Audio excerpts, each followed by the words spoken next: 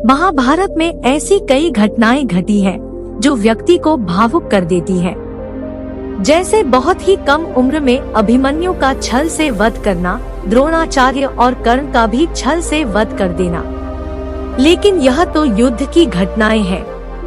युद्ध से अलग भी ऐसी कई कहानियां हैं जो हमें द्रवित कर देती है। उन्हीं में से एक है इन 5 महिलाओं का उनकी इच्छा के विरुद्ध विवाह होना। हालांकि सत्यवती और द्रौपदी के विवाह की परिस्थितियां भिन्न थी। तो आई आज हम आपको बताते हैं। पहला, काशीराज की 3 पुत्रियों का हरण। अम्बा, अम्बालिका और अंबिका ये काशीराज की 3 पुत्रियां थी।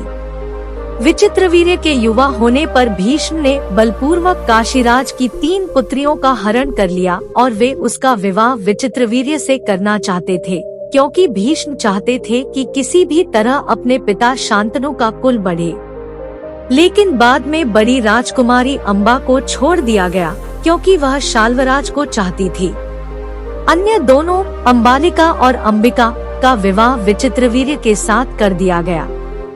बाद में शाल्वराज ने अम्बा से विवाह करे से इनकार कर दिया तो अम्बा भीष्म के पास आई, परंतु भीष्म ने भी ठुकरा दिया। फिर यह अम्बा न्याय के लिए परशुराम के पास गई, परंतु परशुराम कुछ नहीं कर सके क्योंकि भीष्म उनके शिष्य थे। तब अम्बा ने भगवान शंकर का तप किया तो उन्होंने कहा कि भीष्मा के वध का कारण तुम बनोगी। फिर अम्बा ने अपने प्राण त्याग दिए और वह शिखंडी के रूप में जन्मी। दूसरा, गांधारी। कहते हैं कि गांधारी ने धृतराष्ट्र से मजबूरीवश विवाह किया था। इसका कारण भीष्म थे। धनंजय महाराज धृतराष्ट्र के लिए भीष्म ने गांधार नरेश की राजकुमारी का बलपूर्वक विवाह धृतराष्ट्र से कराया था। तीसरा, भानुमति। भानुमति काम्बोज के राजा चंद्रवर्मा की पुत्री थी। भानुमति बहुत ही सुंदर, आकर्षक, बुद्धिमान और ताकतवर थी। उसकी सुंदरता और शक्ति के किस्से प्रसिद्ध थे।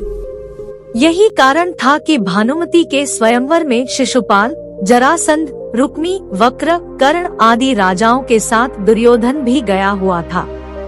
कहते हैं कि जब भानुमति हाथ में माला लेकर अपनी दासियों और अंगरक्षकों के साथ दरबार में आई और एक एक करके सभी राजाओं के पास से गुजरी तो वह दुर्योधन के सामने से भी गुजरी।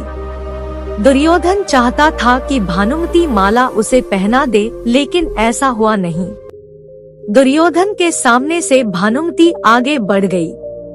दुर्योधन ने क्रोधित होकर तुरंत ही भानुमति के हाथ से माला झपटकर खुद ही अपने गले में डाल ली। इस दृश्य को देखकर सभी राजाओं ने तलवारें निकाल ली।